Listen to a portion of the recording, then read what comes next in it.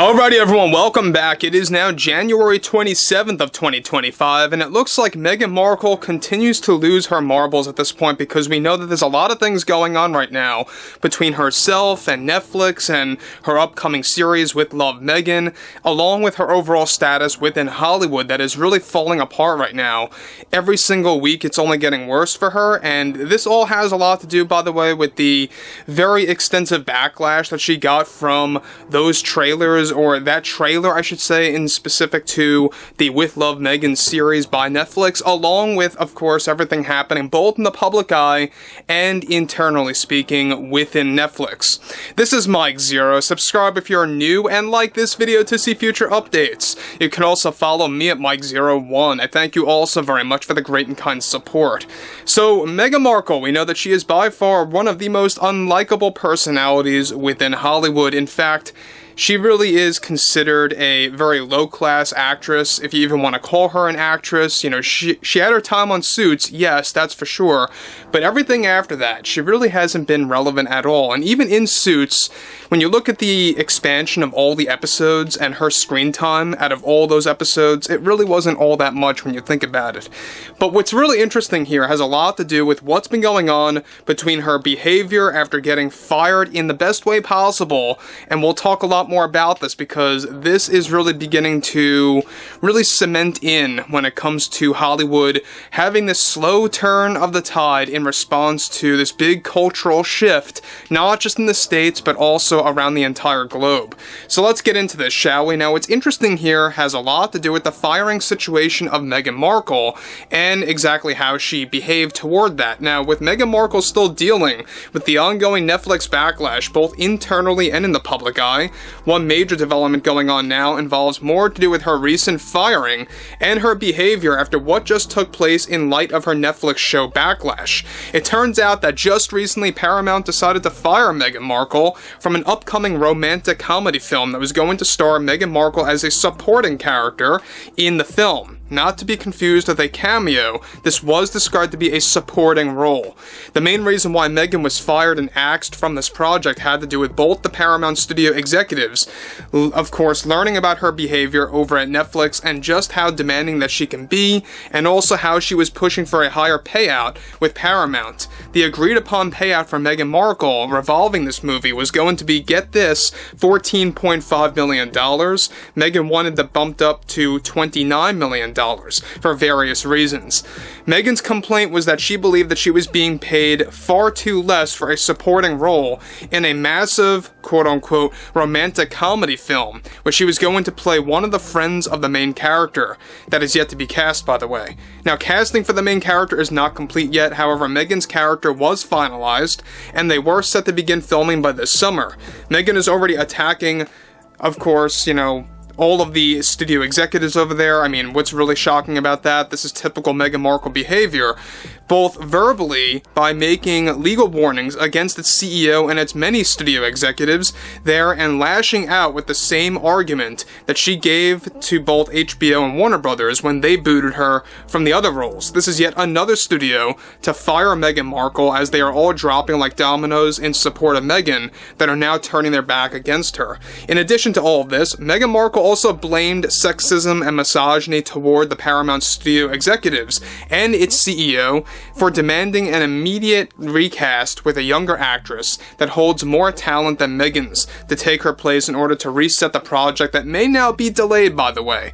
Now guys, before I move on, let me just say one thing. I think it was a very cool move by the CEO of Paramount, the many executives over there, the board, for getting a younger, more talented actress than Meghan Markle to take the lead as a supporting actor, or supporting character, I should say, in this movie to the main one.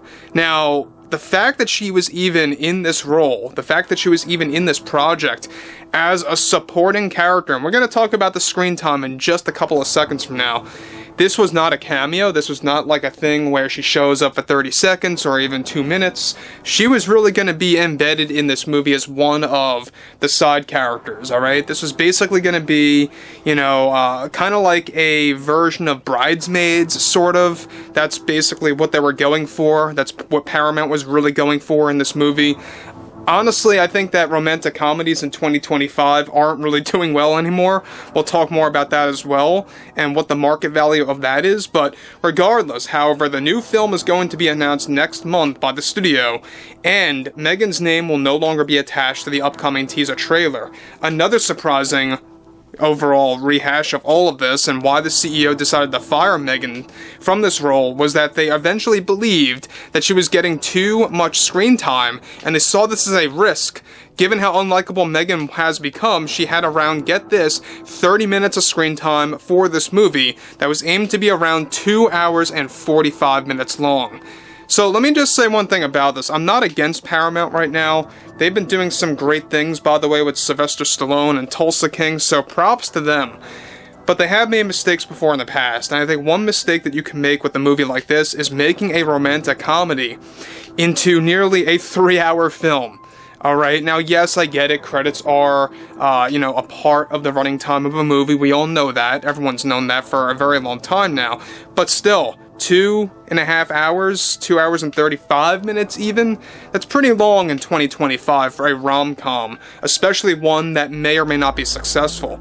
But moving onwards, this film is set to star both major A-list actors and actresses as well as unknown ones. Meghan got so argumentative after this decision if you will, was made that she is now also warning to make a legal case against the show and of course against the senior management team handling the show over at Paramount, along with the board of directors, for giving the overall proposal from the CEO a green light. This is the third studio in Hollywood now in a row to have either fired Meghan Markle or canceling her from a very expensive project that is aimed to be a very successful romantic comedy film, either for streaming or in theaters. Now, look, they're still trying to figure out if they want this to go direct to home, direct to streaming, a digital release, if you will, call it what you want, or if they want to put this out there in theaters, alright?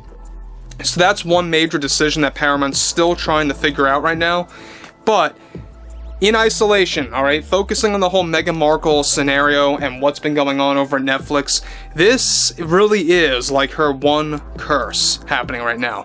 Her Netflix contract deal, which very well may not be renewed, we all know that she is set to actually abandon ship by this September away from Netflix because the executives, alright, the many board of directors there are now slowly but surely beginning to really realize how toxic she truly is and how much of a damaging effect that she can have on a product. Whether it's a movie or a TV show, it doesn't matter. It really does alter the face of your image, the image of your business.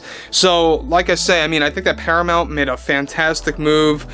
Props to them. Props to Warner Brothers. We talked about this as well as everything else going on with Warner Brothers, alright? I think that Warner Brothers really did a fantastic job with that. That was very smooth as well by getting her rid out of those projects. But again, Meghan Markle really is trying to stay relevant in Hollywood as much as possible, and she will do anything that she can.